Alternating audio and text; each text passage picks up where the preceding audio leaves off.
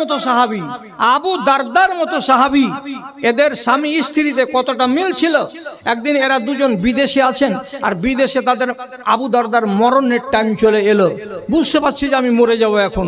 তখন নিজের স্ত্রীকে বলছে, ওরে আমার স্ত্রী শুনো, আমার মরার টাইম হয়ে গেছে, আমার মরে যাওয়ার পরে তুমি কি করে খাবা, তুমি কি করে খাবা? তো স্ত্রী বলছে, তুমি যে করে বলবে আমি সে করে খাবো। তখন একটা হাদিসে লেখা আছে, ওয়ালতাকিদি সুম্বুলা, খেজুরের বাগানে মালিকেরা যখন সব ফল পেড়ে নিবে, তখন পরে তুমি একবার যাবে, যাওয়ার পরে যেগুলো ছোট মোটো দানাগুলো থাকবে গাছে লেগে, ওইগুলোকে পেড়ে নিয়ে এসে তুমি তোমার কাল কাটাবে। খবরদার, খবরদার, কোনো মানুষের কাছে গিয়ে অত সহজে ভিক্ষা করতে যাবে না। ভিক্ষা না করে তোমাকে দিনপাত করতে হবে। এক। দুই নম্বর কথা, স্ত্রীটা আরেকটা প্রশ্ন করে বলছে, আচ্ছা মরার পরে তুমি যদি জান্নাত পাও আর আমি যদি জান্নাতি হই, তাহলে কিয়ামতের দিন তুমি আমাকে স্ত্রী হিসাবে গ্রহণ করবা? আমি তোমাকে স্বামী হিসাবে দুনিয়াতে মেনে চললাম, আখিরাতেও তোমাকে আমি স্বামী হিসাবে মেনে চলতে রাজি আছি, তুমি আমাকে বিবি হিসাবে নিবা না নিবা না? তোমার মুখ থেকে আমি শুনতে চাই। তখন হযরতে আবু দারদা বললেন, আমি তোমাকে দুনিয়াতে পেয়ে সুখী ছিলাম, তুমি আমাকে দুনিয়াতে পেয়ে সুখী ছিলে, কিয়ামতের দিন তোমাকে যদি রব্বুল আলামিন জান্নাত দেয় আর আমিও যদি জান্নাতি হই, তাহলে আমি তোমাকে জান্নাতে আবার স্ত্রী হিসাবে গ্রহণ করব, আমি তোমাকে কথা দিলাম। তবে হে আমার স্ত্রী, একটা কথা হলো এই, আমাকে যদি তুমি স্বামী হিসাবে পেতে চাও, তাহলে এক নম্বর শর্ত হলো এই, আমার মরে যাওয়ার পরে অন্য কোনো পুরুষ লোকের সাথে যেন তোমার বিবাহ না হয়। অন্য পুরুষের সাথে যদি আমার মরার পরে তোমার বিবাহ হয়, তাহলে বিবাহ করা জায়েজ, কিন্তু তখন যে তুমি মরবে, তো তুমি কার ভাগে যাবে কিয়ামতের দিন? তোমার যেটা শেষ স্বামী তার ভাগে যাবে তুমি। আমাকে যদি শেষ স্বামী করে রাখো, তাহলে আমার ভাগে যাবে, আর আমাকে যদি শেষ স্বামী করে না রাখো, আমার মরার পরে অন্য কাউকে বিয়ে করে নাও, তাহলে আমার সাথে তুমি জান্নাতে যেতে পাবে না। যখন এই সহি কথাটা বুঝিয়ে দিলেন আবু দারদা, তারপরে মারা গেলেন।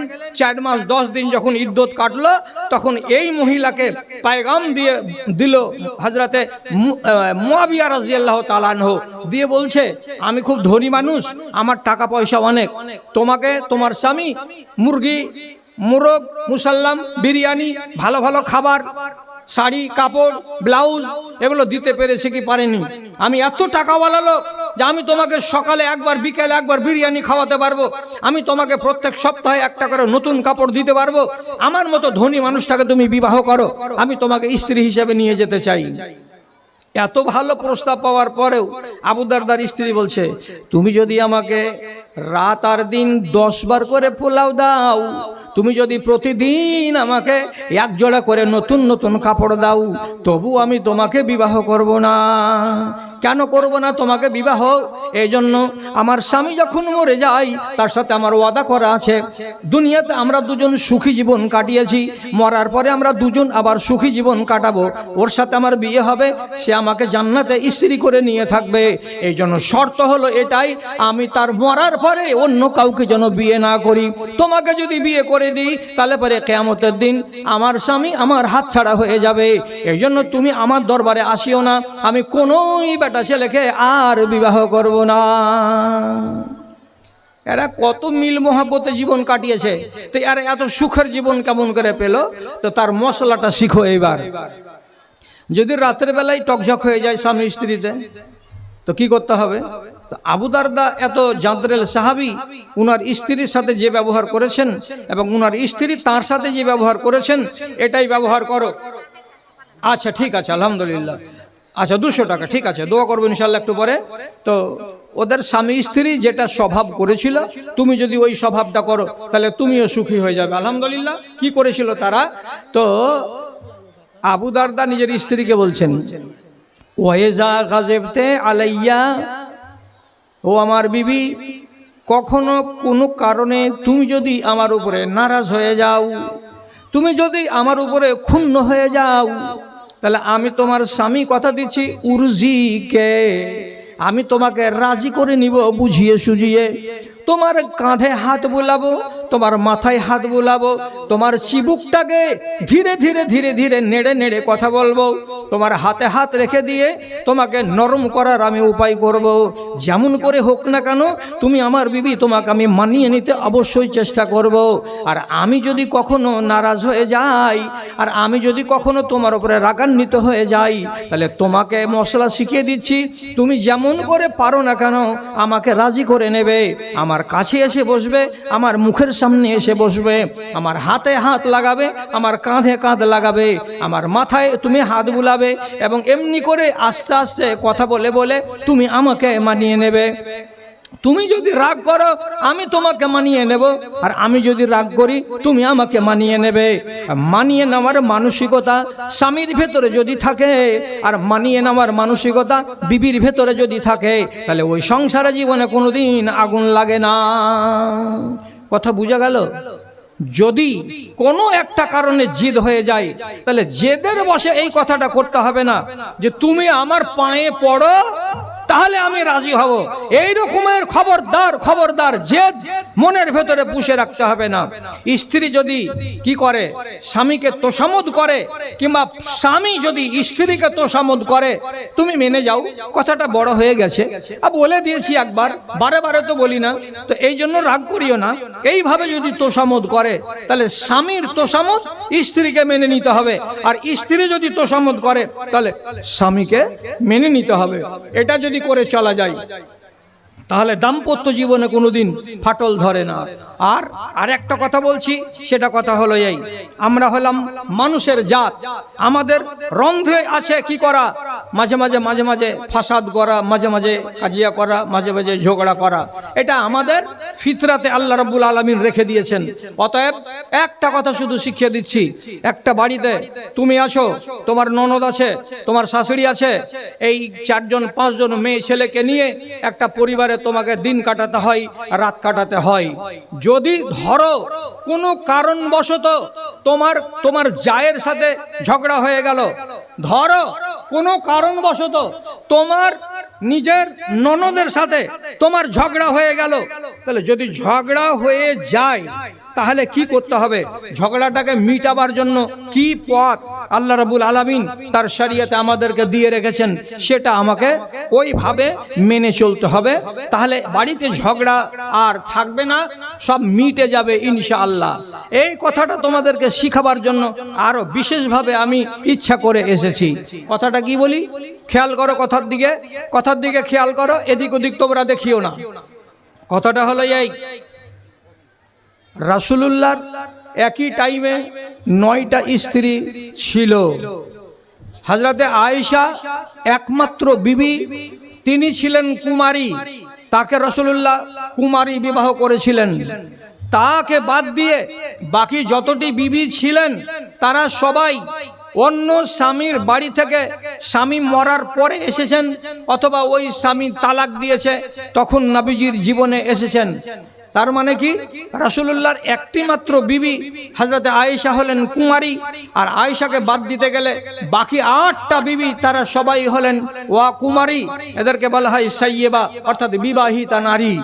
তাহলে এইবার কথাটা বুঝো, নুকতার কথাটা হলো এই, রাসূলুল্লাহ মা আয়েশাকে অত্যন্ত ভালোবাসতেন। মদিনার লোকেরা যখন ওরা দেখে থাকতো,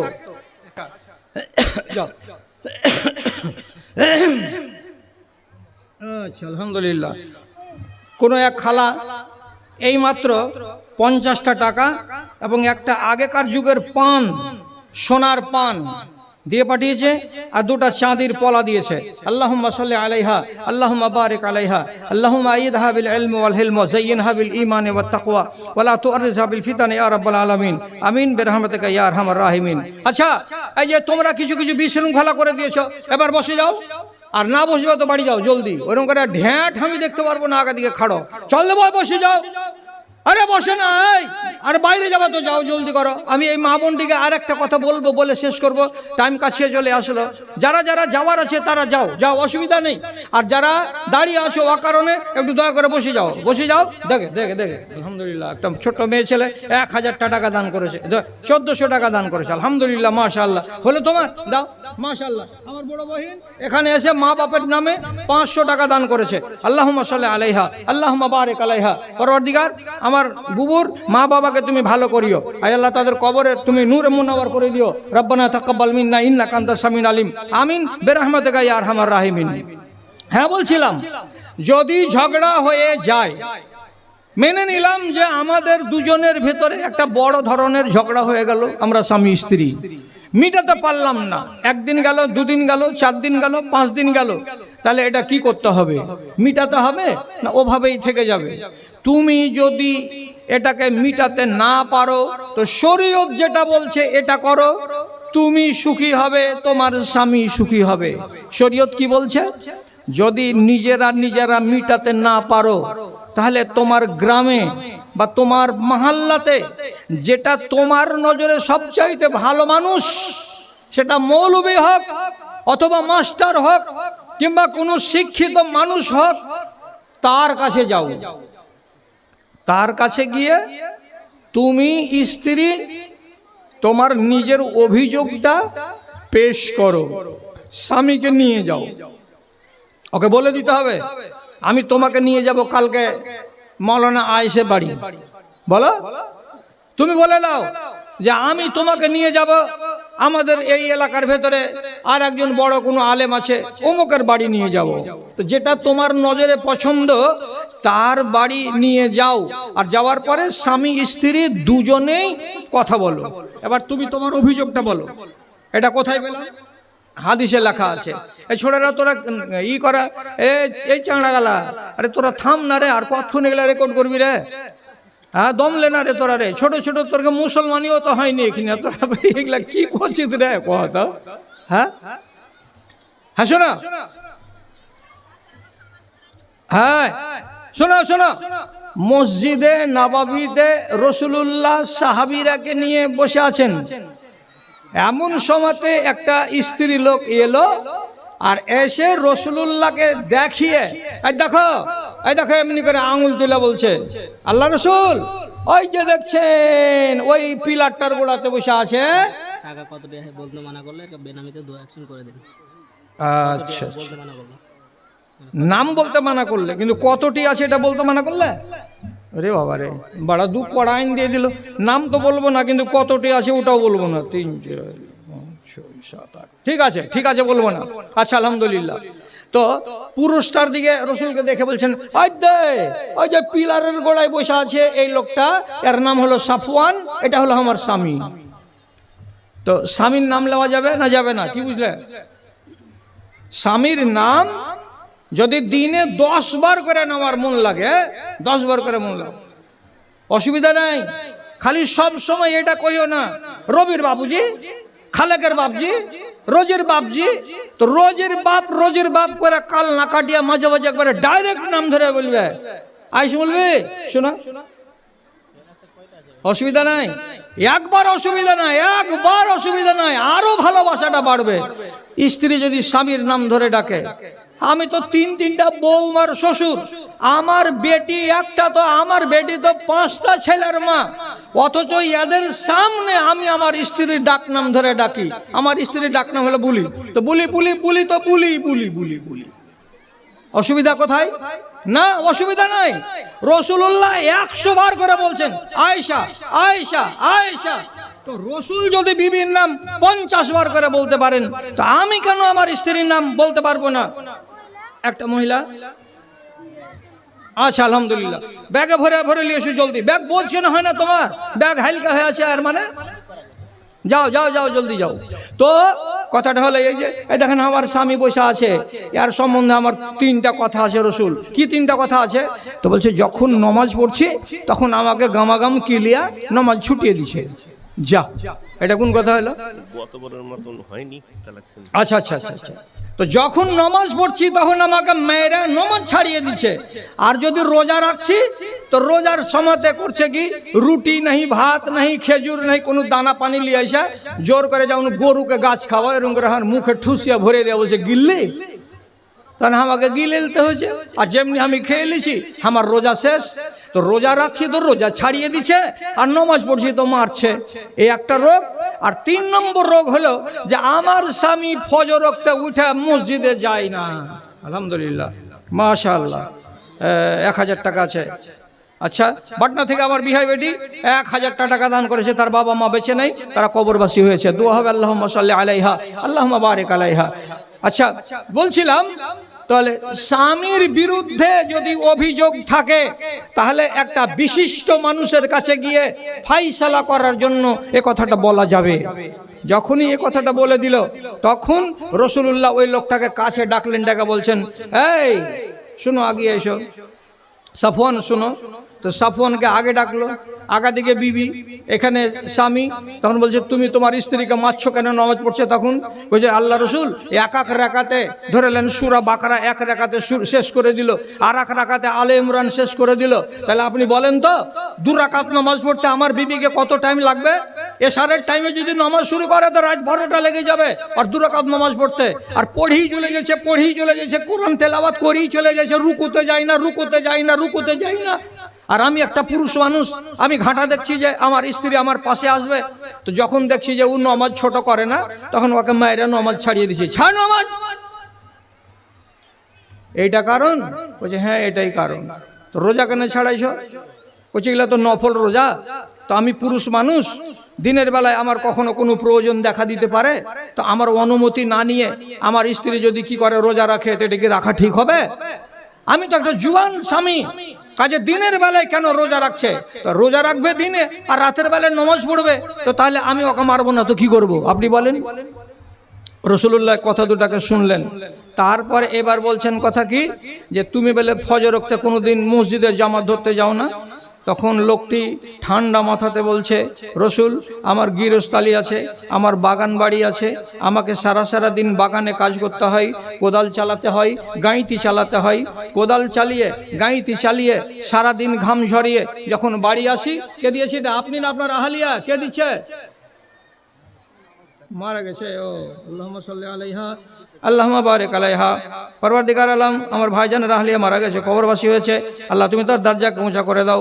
কোনো রকমে যদি গিরিফতে মুবতলা থাকে রব্বে কারিম, আল্লাহ তুমি তাকে আজাদ করে দিও, তার কবরকে নূরে মুনাওয়ার করে দিও। রব্বানা তাকাব্বাল মিন্না ইন্নাকা আনতাস সামিউল আলিম।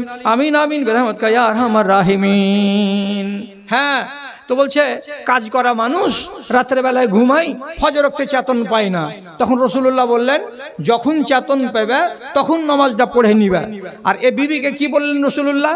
রাসূলুল্লাহ বললেন, দেখো তোমাকে যদি নফল নামাজ পড়তে হয় একটু ছোটখাটো করে পড়বে। ছোটখাটো মানে কি? কুল হুয়াল্লাহ দিয়ে পড়ো, কুল আউযু বিরাব্বিল ফালাক দিয়ে পড়ো, ইন্না তয়না দিয়ে পড়ো, ইজা জা দিয়ে পড়ো।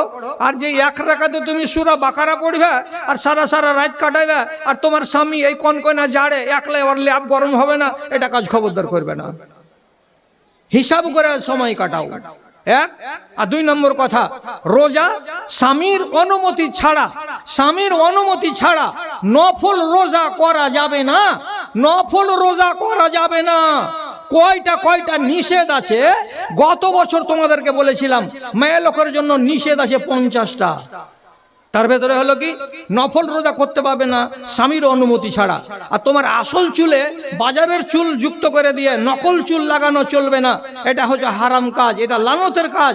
আর নিজের কপালের উপর এই চুলগুলোকে দিয়ে নাপিতের কাছে গিয়ে ওই যেগুলো জায়গাতে মেয়ে ছেলেকে সাজগোজ করে দেয় ওগুলোতে গিয়ে কপালের ভুরুগুলোকে উঠিয়ে নেওয়া, এটা হলো হারাম কাজ। এবং নখগুলোকে বড় করে চোখা করা আর ওতে নখ পালিশ দেওয়া, এগুলো হচ্ছে হারাম কাজ। তোমার স্বামীর সামনে অন্য কোনো বেটি ছেলের গুণ বর্ণনা করবে না, রূপ বর্ণনা করতে পাওয়া যাবে না, এটা হলো হারাম কাজ। তোমার স্বামী যদি আরেকটা বিবাহ করতে চায়, তাহলে তোমার স্বামী যদি আরেকটা বিবাহ করতে যায়, তো তাহলে তাকে তুমি বাধা দিতে পারবে না। একটা মেয়ে ছেলেকে পায়গাম দিয়েছে একটা লোক, তখন ও লোকটা বলছে, আজ্ঞার বাড়িওয়ালিকে ছাড়ো তাহলে তোমার ভাত ধরবো, আর আজ্ঞার বাড়িওয়ালিকে যদি না ছাড়ো তোমার ভাত খাবো না, তোমার ভাত ধরবো না। এগুলো কথা বলা চলবে না, খবরদার এগুলো কাজ করবে না। আর গত বছর দিতে পারিনি, এবছর তোমাদেরকে দিয়ে দিব। সেটা হলো এই, যখন এইখান দিয়ে বাড়ির বাহিরে যাবা, তখন গেটের কাছে যারা পড়াশোনা মেয়া লোক আসো, তারাকে বলছি 20টা টাকা দিয়ে একখানা কিতাব নিবা। কিতাবটার নাম হলো মহিলাদের নিষিদ্ধ কাজ। 50টা কাজ যে তোমার জন্য নিষেধ, একটা একটা করে পড়ে আমল করে কবরে যাবা, তোমার কল্যাণ হবে। এই জন্য দিব 20 টাকা হাতে কিনা পাওয়া যাবে না। 2 কাপ চায়ের দাম। মসজিদ ওইখানে মাদ্রাসার কোনা দিয়ে যখন যাবা, যারা পড়াশোনাময় লোক আছো, একখানা হাতে করে যাবা ইনশাআল্লাহ। আর কথাটা কি বলছিলাম, রসুলুল্লাহ বলে দিলেন যে তোমাদের স্বামী স্ত্রীর ঝগড়াটাকে এইভাবে তোমরা চুকিয়ে নাও। স্ত্রী রাজি হয়ে গেল, পুরুষটা রাজি হয়ে গেল, এদের মনের ভেতরে যেটা বিবাদ ছিল বিবাদটা মিটে গেল। তাহলে হাদিসটা থেকে কি শিখলাম, যদি তোমরা নিজে নিজে কোনো মশলার সমাধান করতে না পারো, মীমাংসা করতে না পারো, তাহলে পারে উচিত হলো এলাকার তোমার গ্রামের কোনো একজন বৃদ্ধজন মানুষকে দিয়ে তোমার সমস্যার সমাধান করে দেওয়া, সমস্যাকে জিয়ে রেখে দেওয়া কিন্তু উচিত কাজ হবে না। এই তো হলো কথা।